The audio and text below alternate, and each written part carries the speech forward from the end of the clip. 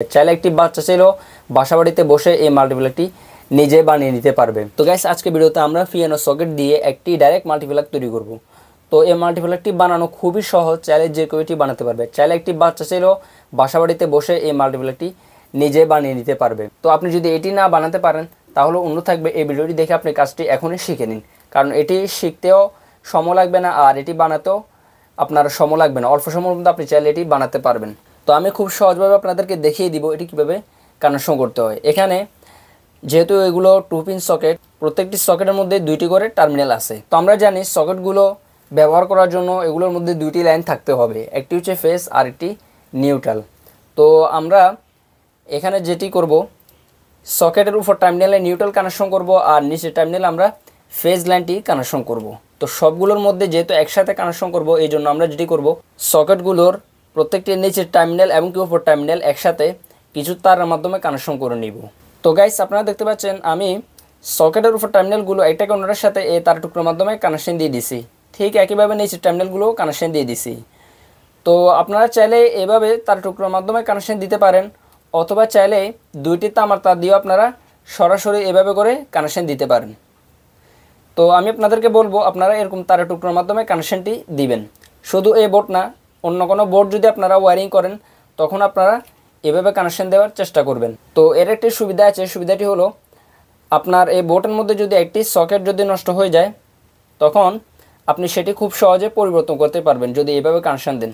আর যদি আপনি ডাইরেক্ট সরাসরি কানেকশন দিয়ে দেন তাহলে কিন্তু আপনার পরিবর্তন করার সময় তারটি কেটে ফেলতে হবে। যদি আমার এখানে এই সকেটটি নষ্ট হয় তাহলে আমি এখান থেকে স্ক্রুগুলো খুলে লাইনগুলো খুলে নিব। এরপর আমি এই সকেটটি পরিবর্তন করে নতুন একটি সকেট লাগিয়ে আবার লাইনগুলো এখান থেকে লাগিয়ে নিব, তাহলে হয়ে যাবে। আর যদি আপনি ডাইরেক্ট তামার তার দিয়ে কানেকশনটি দিয়ে দেন তাহলে যেটি করতে হবে, আপনার এই তারটি কেটে ফেলতে হবে। তারটি আপনার এভাবে কানেকশন করা থাকবে, আপনি এই সকেটটি খুলতে হলে 2 পাশ থেকে এই তারটি কেটে ফেলতে হবে। তারপর আপনি নতুন একটি সকেট লাগাবেন, এরপর আবার অন্য একটি তার দিয়ে কিন্তু আপনাকে এখানে কানেকশন দিতে হবে। একটু ঝামেলা হয়ে যায়। তো আপনি এভাবে যদি কানেকশন দেন তাহলে আপনি খুব সহজেই কানেকশনগুলো করতে পারবেন। এখন আমরা যেটি করব, আমরা এই বোর্ডের মধ্যে ফেজ নিউট্রাল লাইনগুলো নিয়ে নিব। তো আপনি যদি এই সকেটটি একটি মাল্টিপ্লাগ হিসেবে ব্যবহার করতে চান তাহলে সেক্ষেত্রে তার অন্য প্রান্তে একটি 2 পিন প্লাগ লাগিয়ে নেবেন। আর যদি আপনি বাসাবাড়ির কোনো একটি জায়গায় এটি ফিটিং করেন সেক্ষেত্রে কোনো একটি বোর্ড থেকে আপনি লাইনগুলো নিয়ে নেবেন। ফেজ থেকে ফেজ নেবেন আর নিউট্রাল থেকে আপনারা নিউট্রাল লাইনটি নিয়ে নেবেন। তো সেক্ষেত্রে আপনারা ফেজ টার্মিনালটি অবশ্যই সকেটের নিচে টার্মিনালে কানেকশন দিবেন। যে কোনো একটি সকেটের মধ্যে কানেকশন করলে হয়ে যাবে। আর নিউট্রাল যেটি সেটি আপনারা উপর টার্মিনালে কানেকশন করবেন। আর যদি এটি একটি মাল্টিপ্লাগ হিসেবে ব্যবহার করেন সেক্ষেত্রে 2টি লাইন 2 জায়গায় কানেকশন দিয়ে দিলে হয়ে যাবে।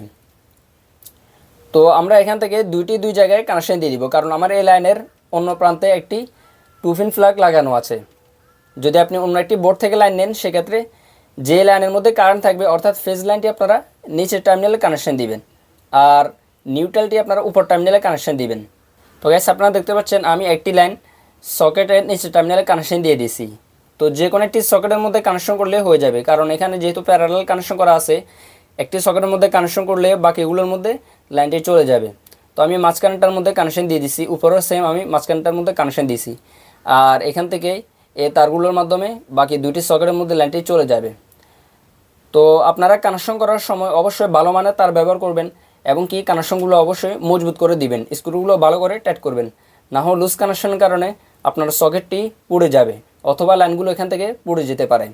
তো অবশ্যই কাজ করার ক্ষেত্রে লাইনগুলো ভালো করে টাইট করবেন আর ভালো মানের লাইন ব্যবহার করবেন। তো গাইস চলুন এখন আমরা এই সকেটটি টেস্ট করে দেখে নিই। তো গাইস আমি বোর্ডের মধ্যে লাইন দিয়ে দিছি। এখন যদি আমি একটি লাইট দিয়ে আপনাদেরকে দেখাই, দেখতে পাচ্ছেন লাইটটি জ্বলতেছে। তো গাইস এভাবে খুব সহজে আপনারা বাসাবাড়িতে বসে অল্প সময়ের মধ্যে একটি ডাইরেক্ট মাল্টিপ্লাগ তৈরি করতে পারেন। তো গাইস ভিডিওটি দেখে যদি আপনাদের ভালো লাগে তাহলে অবশ্যই ভিডিওতে একটি লাইক করবেন আর কমেন্ট করে জানাবেন ভিডিওটা আপনাদের কেমন লেগেছে। এরকম নিত্য নতুন ভিডিও দেখার জন্য আমাদের চ্যানেলটি এখনই সাবস্ক্রাইব করে বেল আইকনটি অল করে রাখুন, তাহলে পরবর্তী ভিডিওগুলো আপনারা মিস করবেন না। দেখা হবে আগামী কোনো ভিডিওতে। ততক্ষণ পর্যন্ত ভালো থাকুন, সুস্থ থাকুন। আল্লাহ হাফেজ।